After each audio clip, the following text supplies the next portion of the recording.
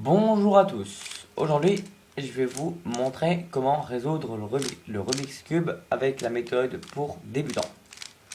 Donc c'est une méthode pas très compliquée, pas très rapide non plus, donc faut pas s'inquiéter.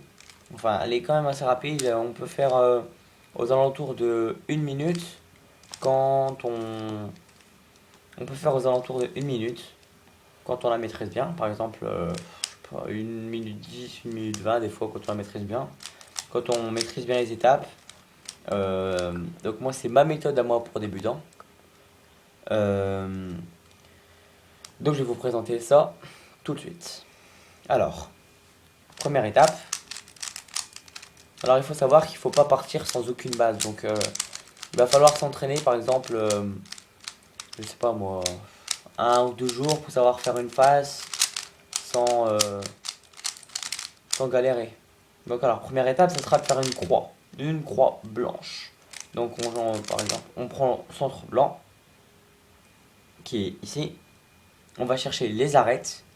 Donc les arêtes, pour ceux qui ne savent pas, c'est les pièces qui sont entre chaque coin.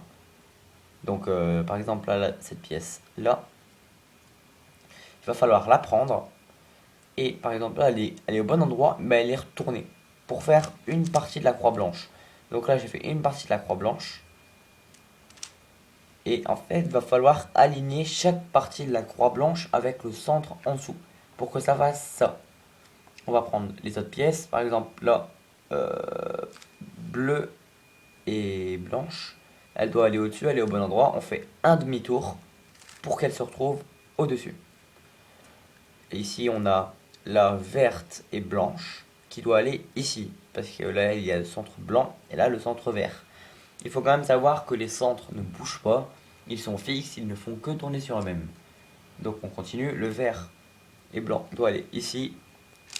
On colle le vert au centre. Et on met le blanc avec le centre blanc. On cherche la dernière. Donc la dernière, parce que là on voit il manque une branche de la croix blanche qui est là rouge et blanc. Donc là elle est ici. On fait ça pour le mettre sur le bas. Ou alors, plus simple, on fait tourner le bas. La pièce se retrouve ici. On monte pour faire la croix blanche et on fait l'inverse de ce qu'on a fait avant pour remettre les centres. Donc ici on voit on a une croix blanche qui est correctement faite. Donc là, on a la croix blanche, rouge, rouge, bleu, bleu, orange, orange et vert, vert. Donc il faut quand même savoir, pour aller plus vite, par exemple, pour repérer où chaque pièce va. Par exemple, il faut savoir que le vert est en face du bleu et que l'orange est en face du rouge. Donc le jaune, on s'en fout parce que le jaune il est en face du blanc et comme on commence par la croix blanche, ça sera que pour la dernière étape.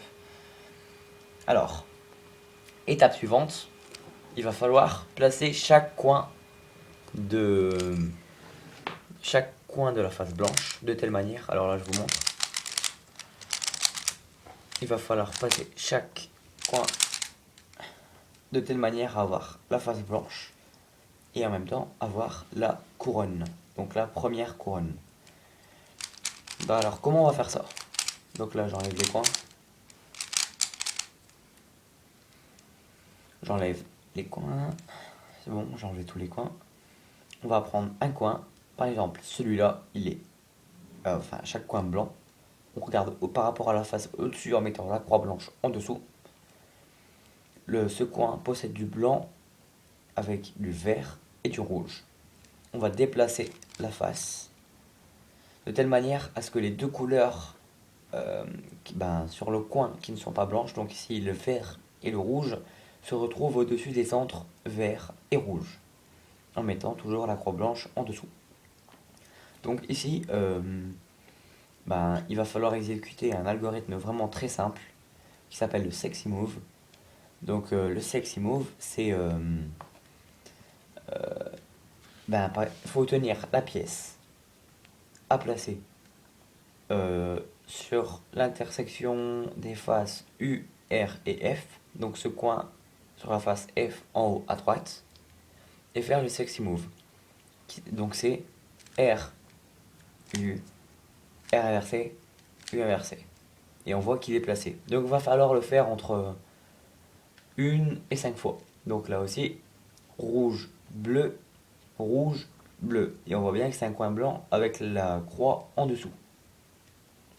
R, U, R inversé, U inversé. Donc j'insiste bien sur le U inversé à la fin, car comment dire, sur le U inversé à la fin, parce que ça va nous aider. Donc R, U, R inversé, U inversé, parce qu'on peut le faire plusieurs fois. Donc là j'ai évidemment, je vais vous montrer différents cas. Donc là, comme on le place au-dessus, R, U, R inversé, U inversé, R, U, R inversé, U inversé, R, U, R inversé, U inversé. C'est pour ça que j'insiste sur le U inversé à la fin, pour pas casser l'algorithme. Donc un autre cas, un coin enfin, de la face blanche est mise, mais ce n'est pas au bon endroit des quatre coins où est-ce qu'il doit aller. Donc là, on voit la couronne est cassée. Et ben on va faire une fois le sexy move pour l'enlever. R, U, R inversé, U inversé. Et on voit que la pièce est sortie de l'endroit où est-ce qu'elle était. On va après aller la replacer au-dessus de l'endroit où est-ce qu'elle doit aller et faire le sexy move. R, U, R inversé, U inversé. R, U, R inversé, U inversé. R, U, R inversé, U inversé. Elle est au bon endroit mais mal orientée. Donc on continue. R, U, R inversé, U inversé, R, U, R inversé, U inversé. Et elle est bien placée et correctement orientée. Elle aussi. On la replace. R, U, R inversé, U inversé. Bon. Voilà. Par contre, un autre cas. La pièce peut être au bon endroit mais mal orientée. Donc par exemple, elle doit être comme ça, mais elle ne l'est pas. Donc on va faire comme s'il y avait une pièce ici qu'on voulait mettre ici. Et on va exécuter le sexy move. R, U, R inversé, U inversé. Toujours pas placé. R, U, R inversé, U inversé. Et là, on a fait toute la première couronne. A tout de suite pour la deuxième étape qui sera de réaliser la deuxième couronne.